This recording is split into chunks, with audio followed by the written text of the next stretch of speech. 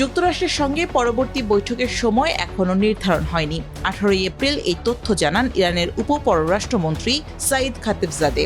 দক্ষিণ তুরস্কের আন্তালিয়া প্রদেশে একটি কূটনৈতিক ফোরামের ফাঁকে সাংবাদিকদের তিনি জানান, আমরা এখন কোনো আলোচনা বা বৈঠক চাই না, যা ব্যর্থ বা উত্তেজনা বৃদ্ধির অজুহাত হতে পারে। সমঝোতার কাঠামো চূড়ান্ত করার দিকেই মনোযোগ দিচ্ছি। সাইদ খাতিবজাদে বলেন, প্রথম বৈঠকে উল্লেখযোগ্য অগ্রগতি হয়েছিল। তারপরও তাদের চরমপন্থী আচরণ সম্ভাব্য চুক্তির পথে বাধা হয়ে দাঁড়ায়। তাই ঐক্যমত্যে পৌঁছানোর আগে নতুন বৈঠকের তারিখ ও সময় নির্ধারণ করতে পারি না। তিনি আরও বলেন, আন্তর্জাতিক আইন লঙ্ঘনে ইরানকে বাধ্য করা হচ্ছে, তবে আমরা কোনোভাবেই আইন লঙ্ঘন করতে চাই না। আন্তর্জাতিক বিধিমালা ও আইন অনুসরণে আমরা প্রতিশ্রুতিবদ্ধ।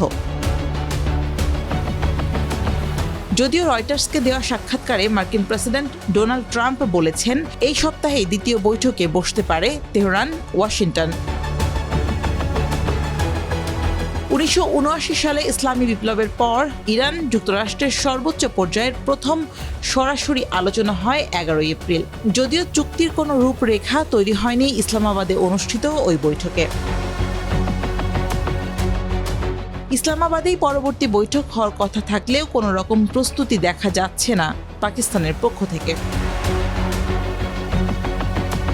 মাত্র 2 দিনের ব্যবধানে হরমুজ প্রণালী বন্ধের প্রসঙ্গে খাতিবজাদে বলেন, যুদ্ধবিরতি শর্ত অনুযায়ী নিরাপদে বাণিজ্যিক জাহাজ চলাচলের অনুমতি দেওয়া হবে, কিন্তু সেটি অমান্য করে ইরানি জাহাজ চলাচলে বাধা দিচ্ছে যুক্তরাষ্ট্র। যুদ্ধবিরতি শর্ত লঙ্ঘন করলে ভয়াবহ পরিণতি ভোগ করতে হবে মার্কিনীদের।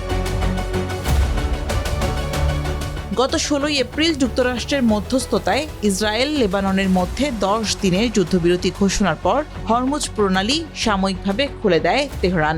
18 এপ্রিল সেটি আবার বন্ধ করে দেওয়া হয়।